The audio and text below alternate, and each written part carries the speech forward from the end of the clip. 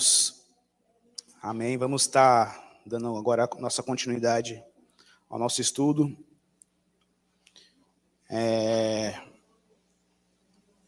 Os irmãos estão gostando desse nosso estudo, desse ensinamento que nós estamos tendo aqui? Amém? Amém.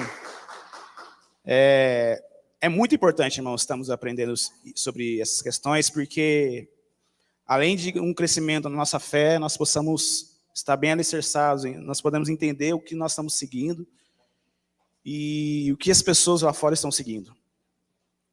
Nós paramos na semana passada nós estudamos sobre como ajudar os que foram apoiados pela seita. E estamos na página 13, e vamos continuar aqui depois do ponto 6. E, pastor Roberto,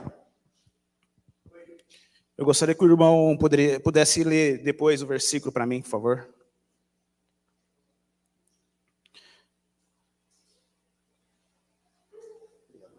Tem.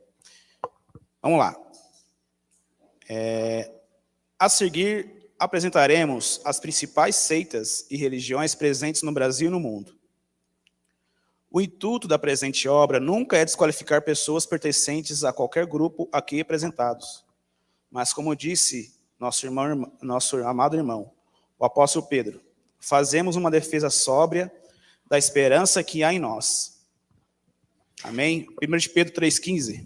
Antes, santificai ao Senhor Deus em vossos corações, e estais sempre preparados para responder com amor e temor a qualquer que vos pedir a razão da esperança que há em vós.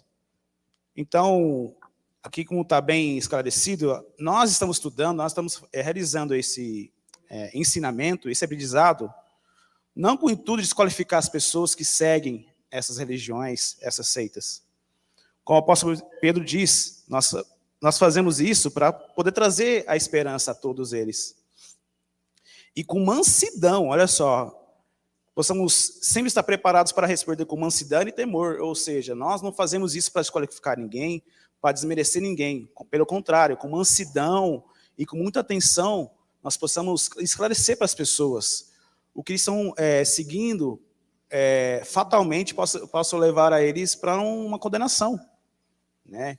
Nós aprendemos aqui que nós não seguimos a homens, não seguimos a placa, seguimos a Deus, e que as pessoas possam ter essa orientação e essa visão de que não adianta, quando o Senhor voltar, a placa nenhuma vai te salvar, e sim somente Cristo. E continuando, na página 13, bem no finalzinho ali, ó, o padrão típico de seitas exclusivistas. As seitas exclusivistas, elas têm fases. Existe fase na vida de cada seita. E os irmãos vão poder verificar que todo o sistema tem uma fase e todo o sistema existe falhas. Porque nós aprendemos aqui que existe lavagem cerebral, uma pressão psicológica nessas pessoas. E quando a pessoa ela tem uma visão mais esclarecida, ela começa a analisar essas questões e começa a entender que esse não é o caminho. Então, bem aqui no final, histórico de fases de seitas exclusivistas. E pulando para a página 14, nós temos as fases. E vamos analisar cada fase e vamos, se os irmãos quiserem comentar também, todos estão à vontade de comentar, de falar, de comentar algo, porque vai nos auxiliar aqui, que vai nos ajudar a entender mais. A fase 1. A fase 1, a seita ali tem um líder carismático, que conduz uma parte dos que estão desencantados com a religião estabelecida. Os seguidores ficam embriagados com orgulho e uma sensação de significado para suas vidas, ao menos uma vez. Tremenda energia para evangelismo e crescimento. Olha só que interessante esse ponto. Então as pessoas elas começam a frequentar uma seita, uma organização, e sempre tem um líder carismático. Sempre tem aquele carismático que te leva, que te faz te levantar, que te faz bem, né? Então eles ficam até orgulhosos aqui, né? Como diz, uma sensação de achar um significado para a sua vida. Todos aqui, aqueles irmãos que creio que não vieram de berço evangélico, mas, por exemplo, eu acho que eu posso me citar de exemplo aqui. Quando eu me converti, quando eu fui batizado ali, eu senti como se fosse um renovo, uma nova visão, uma nova esperança para a minha vida. Então eu fiquei eufórico de poder falar de Jesus para as pessoas, de poder evangelizar. Eu fiquei assim, eu tive uma emoção. Eu acho que todos teve essa sensação de poder pregar. Não, eu vou pregar, eu vou fazer, eu vou falar de Jesus, não importa onde estiver, eu vou falar de Jesus. E com o tempo a gente vai caindo em si, que não é bem assim, que a gente tem que ter mais cuidado, a gente tem que aprender. Não é somente falar de Jesus, que nós seremos questionados e talvez, sem o preparo adequado, nós possamos, querendo ou não, como diz ali em 2 Timóteo, que nós temos que ter bem, ser bem alicerçados na palavra para não poder envergonhar o evangelho. Então, nós entendemos isso. E com o tempo a gente vai aprendendo, vai crescendo na graça, no conhecimento e procurando fazer melhor a obra do Senhor. E com as pessoas é a mesma coisa. Quando eles entram numa organização, numa seita, e qual o líder, ele faz as pessoas, é um líder bem cativo, ele faz as pessoas que eles são importantes e que outras pessoas lá fora precisam ouvir essa nova mensagem, então eles ficam eufóricos, eles querem propagar essa mensagem. Então, aquela sensação que todos nós tivemos, e com o tempo nós, lógico, com o Espírito Santo nos orientando, nos trazendo com as palavras que nós somos alimentados aqui todo domingo, ou você em casa, a gente vai aprendendo, mas com eles é diferente, porque ali eles ouvem uma palavra e eles querem transmitir essa palavra, mas ali não é o Espírito Santo falando, e sim são pessoas, são organizações que usam a palavra para poder trazer benefício a eles próprios, ou até mesmo para a organização. Então, eles têm isso, eles têm esse sentimento de que, não, eu estou no caminho certo, eu vou levar esse caminho. Alguém conhece alguém que é coach aqui, que já seguiu esses... Então, quando a pessoa segue esses rapazes que são coaches aí, então a pessoa fica tão eufórica que quer falar de tudo, né? E é a mesma coisa. O que muda aqui é que aqui é uma seita, uma religião, e lá é um sistema. Aí tem a fase 2. Mudança na liderança ou escândalo interno, levando o certo desencanto entre alguns na organização. Olha só o ponto segundo, esse ponto 2. Sempre existe, né, uma mudança na liderança nesse sistema, e até mesmo por conta de algum escândalo. Então as pessoas que estão ali na nave da igreja, ou são os membros, ficam sabendo dessa situação, eles começam a ficar assim, opa, peraí, não é bem assim, então o caminho que eu estou seguindo não é... Porque se os líderes da minha organização estão errando, né, que caminho é esse que eu estou levando? Né, que caminho é esse que eu estou seguindo? Será que é o certo? Então, já começa a ligar a anteninha de alerta. A pessoa começa a falar assim, peraí, eu acho que as pessoas estão fazendo, não é muito legal, não. E então a pessoa começa a ficar um pouco esperta do que ela está seguindo. A fase 3. Crescimento em número.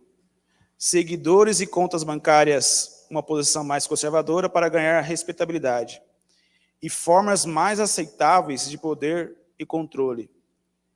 Transformando-os de um grupo radical, apocalíptico, numa religião familiar que faz com que as pessoas digam, eu não pensava que eles fossem uma seita.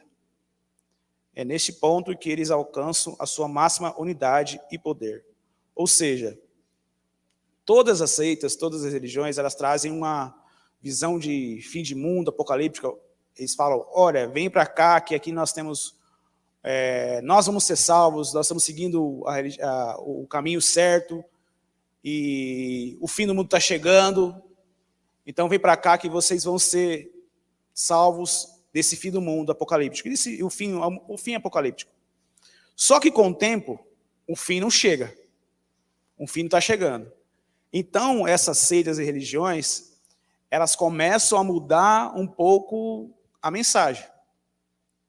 Eu acho que muitas pessoas, acho que todos aqui conhecem, pessoas que começaram com uma mensagem, né? Começa uma mensagem, começa a falar de um jeito, de um modo, e com o tempo eles começam a mudar esse modo de pensar. Eles falam que teve uma nova, como nós entendemos aqui, eles tiveram uma nova visão, uma nova revelação, e começa a mudar o contexto daquela mensagem que eles começaram a propagar no início. Por quê? Como diz aqui, né, as contas bancárias começam a aumentar, né, eles estão começando a ter um número de seguidores maior. Então, o sistema está ficando mais compensativo para eles. Então, eles começam a mudar um pouco a visão e começam a propagar uma outra questão, de que eles são uma família, de que eles, na verdade, estão no caminho certo, mas e que a organização verdadeira são eles, mas o fim do mundo não está chegando, então eles têm que mudar um pouquinho o contexto, de que o importante é estar juntos. Enfim, eles começam a mudar um pouco a mensagem, né? Até que eles pensam, né? Eu não pensava que eles fossem uma seita, né? Então é uma mudança significativa que eles passam a ter. A fase 4. A consciência coletiva dos membros de base chega a um ponto de que eles sabem demais. E os líderes já não podem usar as mesmas técnicas violentas que usavam anteriormente por medo de perder o controle, e por essa razão fingem que são honestos e tentam passar a imagem de que o espírito de abertura em relação às suas metodologias passadas. Geralmente, isso acontece quando eles já jogaram todos os trunfos, por assim dizer. Já não é possível suscitar mais o entusiasmo, ou seja, as pessoas começam a ver que o que eles estão seguindo não é meio que verdadeiro, não é legal. Então, eles começam a ter uma nova, um novo pensamento sobre aquilo que eles estão seguindo. E aquele bombardeio que eles tiveram no começo, no início, não é mais o mesmo, não vai surtir mais o efeito, porque as pessoas, como nós já ouvimos, as pessoas estão vacinadas daquilo que eles ouviram. Então, eles começam a questionar, né? E aquela metodologia antes que foi colocada não faz mais surtir efeitos. Eles começam a mudar um pouco o seu modo de agir, né? Falando que eles dão uma abertura maior para eles. Só que o sistema está ruindo, né? O sistema está ruindo, então eles começam a perder a credibilidade. E no ponto 5, por falta de causas unificadoras e devido à incapacidade da organização para estimular a multidão, mais uma vez, os seguidores aborrecem-se e tornam-se inquietos, virando-se para dentro, sem um inimigo demoníaco, a quem tem de se opor a todo instante.